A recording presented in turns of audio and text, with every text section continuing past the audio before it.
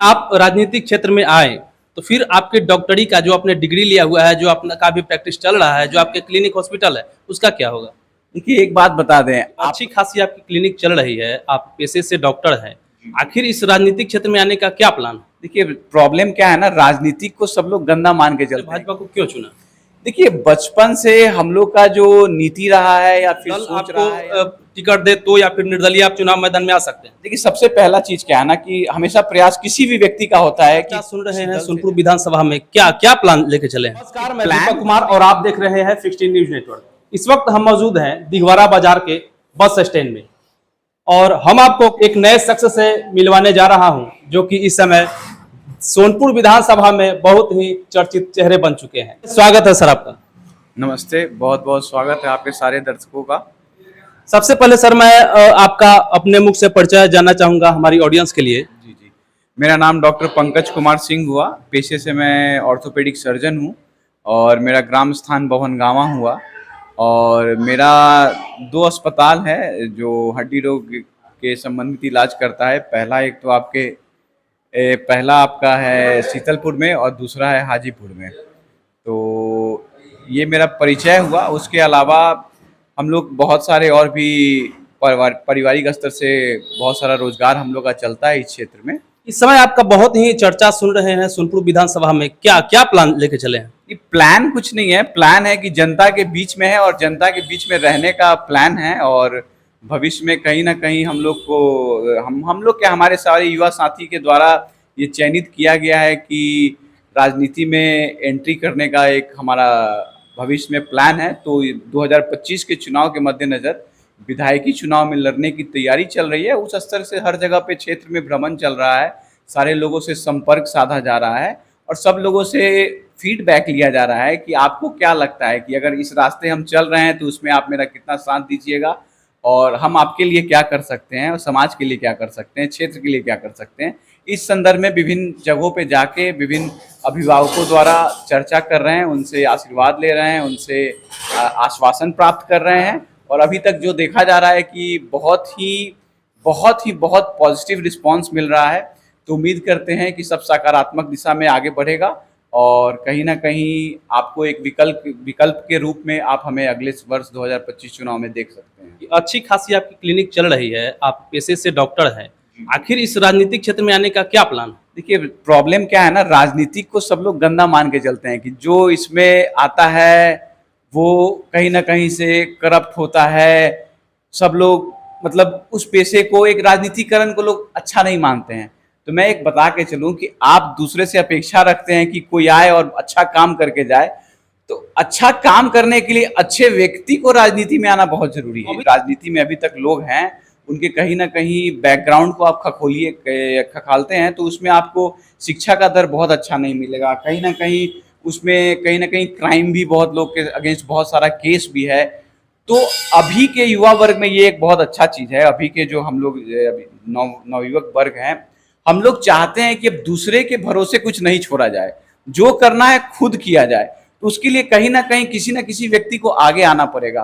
तो कहीं ना कहीं पूरे समाज, पूरे युवा वर्ग के द्वारा एक निर्णय, जो मैं नहीं बोलूँगा कि 100% युवा वर्ग इस बात को समर्थन दे रहे हैं, मगर कहीं ना कहीं एक बड़ा वर्ग है जो मुझे फोर्स कर रहा है कि भैया आपको राजनीति में आना चाहिए, आप आइएगा तो कुछ बढ़िया इस क्षेत्र समाज के लिए कर सकते हैं।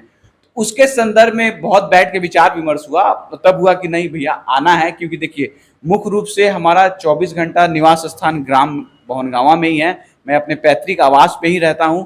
तो मैं गांव में रहने के साथ साथ मैं ये महसूस करता हूँ कि यहाँ की जो आवश्यकताएं हैं बहुत अच्छी नहीं हैं और कोई भी चीज़ों को करने में बहुत दिक्कत आती है। तो उसके लिए कहीं ना कहीं आपको आगे बढ़ना पड़ेगा और जो यहाँ के ग्रामीण क्षेत्र के लोग हैं उनके लिए आपको कुछ बेहतर करना पड़ेगा। तो उसके लिए पहले आपको गांव के बीच में रह के समझना पड़ेगा और एक साफ सुथरा नियत के साथ आगे बढ़ना पड़ेगा। कहीं ना कहीं सोनपुर क्षेत्र में परिवर्तन का मांग है।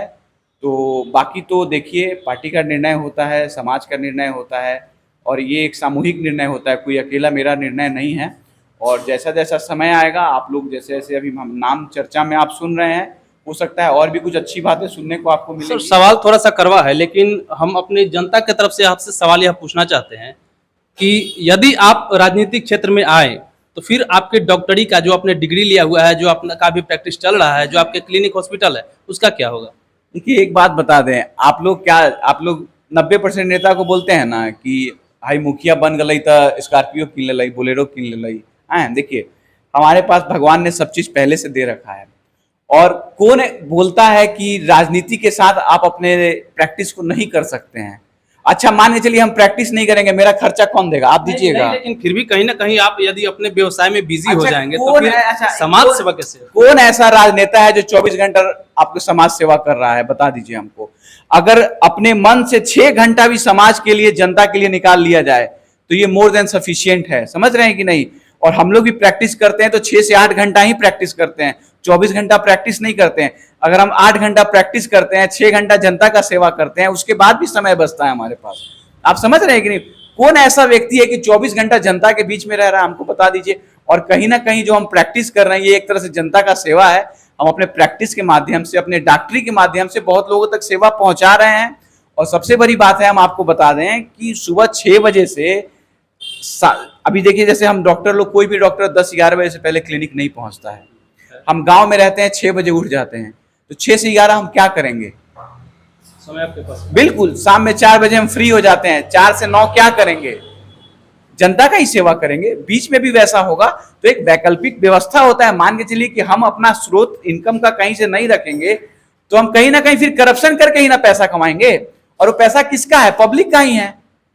तो हम कुछ लायक रहेंगे तभी तो हम किसी का सहायता अपने जेब से भी कर सकते हैं। अभी तक बहुत लोगों का सहायता मैंने अपनी जेब से किया है, तभी आप मेरा नाम चर्चा में सुन रहे हैं। कोई उसके लिए हमको सरकारी फंड नहीं मिल रहा है। कहीं ना कहीं आप जब पक्का से प्लान बना ही लिए हैं कि चुनाव लड़ना ही है, तो क्या यदि कोई दल आपको टिकट दे तो, या फिर निर्दलीय आप चुनाव मैदान में आ सकते हैं? देखिए सबसे पहला चीज क्या है ना कि हमेशा प्रयास किसी भी व्यक्ति का होता है कि किसी दल से जाएं। हमारा प्रयास भाजपा से है और भाजपा ही हमारा विकल्प है। भाजपा के साथ ही चुनाव लड़ा जाएगा और चुनाव लड़ना है, इसकी तैयारी चल रही है।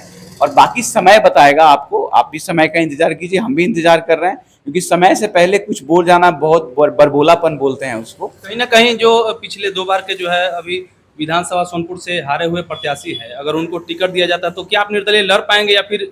देखिए हम क्या बोले ना, कोई भी निर्णय सामूहिक होता है। अगर पार्टी किसी दूसरे व्यक्ति को चयन करती है तो हम इस पे देखेंगे कि वो व्यक्ति उस लायक है कि नहीं है कि हाँ ये सीट निकल सकता है या समाज के लिए कुछ भला कर सकते हैं। उसके हिसाब से सब लोगों के साथ बैठ के एक निर्णय लिया जाएगा।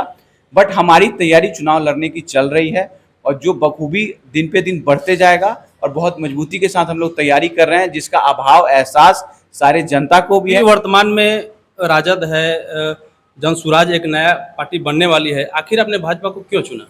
देखिए बचपन से हम लोग का जो नीति रहा है या फिर सोच रहा है या जो पारिवारिक बनावट रहा है, शुरू से हम लोग भाजपा के साथ ही रहे हैं। तो स्वाभाविक सा चीज़ है, जो संस्कार आप पाए हैं या फिर जो विरासत आपका ऑलरेडी है तो उसको छोड़ना बहुत कठिन होता है। आप समझ रहे हैं कि नहीं? तो हमारा पहला चॉइस है भाजपा ही और आखिरी चॉइस भी भाजपा ही है। इसके अलावा कोई दूसरा विकल्प हम नहीं तलाश रहे हैं। कहीं ना कहीं वो लोग नाराज नहीं हो जाएंगे जो राजद के कट्टर समर्थक कहे जाते हैं? देखिए बात कोई भी देखिए, कोई भी वोटर जो होता है ना वो पार्टी विशेष से जुड़ा होता है। मगर आप देखिएगा कि पार्टी विशेष से जुड़ा हुआ पब्लिक जो है 20% है दोनों पार्टियों के लिए, 20 से 25%। मगर उसके अलावा जो 60% लोग होते हैं वो व्यक्ति विशेष के जुड़े होते हैं कि फलानवा व्यक्ति के का इमेज बा, फलानवा व्यक्ति से अपने के का अपेक्षा रख सकी थी, उस पे वोटिंग होता है, आपके पर्सनल इमेज पे होता है। तो वो 60% वोटर भी तो है, उसको आप लोग क्यों नजरअंदाज कर देते हैं? 90% लोग मान के चलता है कि ये राजद का वोटर है, ये भाजपा का वोटर है। और जो किसी का वोटर नहीं हो, किसी व्यक्ति विशेष का होता है, वो आपके छवि को, आपके नियत को, आपकी नीति को देखकर आपको चयन करता है। तो ऐसे भी 60% लोग हैं, उनको भी टारगेट किया जाना चाहिए। तो बस लोग मान लेता है कि राजद है और भाजपा है, इसके अलावा भी लोग हैं, तो ऐसा कुछ नहीं है। मगर स्वाभाविक सा चीज है, हमारा अथक प्रयास है कि भाजपा द्वारा ही चयनित होकर हम चुनाव में आए। और उसके अलावा अगर भाजपा ने टिकट नहीं देना है, उसके लिए बाकी सब लोगों, युवा साथियों के साथ मिलकर इस पे चर्चा होगा और चर्चा में जो भी निष्कर्ष निकलेगा आपके सामने रहेगा। बंद कमरे में तो होगा नहीं, जो होगा खुल के होगा।